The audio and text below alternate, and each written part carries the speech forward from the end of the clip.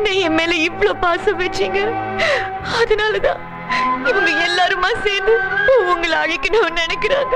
அல்லாதம்மா ஓடி இத பாருங்க, என்ன பழி வாங்குறதுக்காக தங்கச்சி ஏன் சித்திரவதை பண்றீங்க?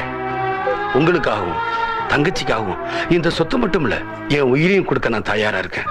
ஆனா நான் ஆசைப்படுறதெல்லாம் ஒண்ணே ஒண்ணு, இவளுக்கு யாராலும் எந்த கஷ்டமும் வந்துடக்கூடாது. நிறுத்துடா. என் தங்கச்சியை பத்தி கவலைப்படுறதுக்கு நீ யாரு?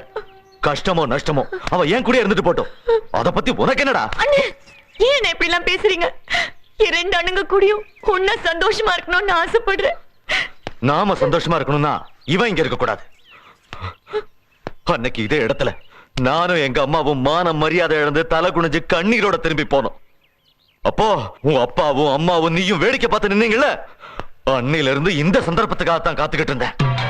இந்த வீடு மட்டும் இல்ல, இப்ப நீ தங்கி இருக்கிற வீடு, ஃபேக்டரி,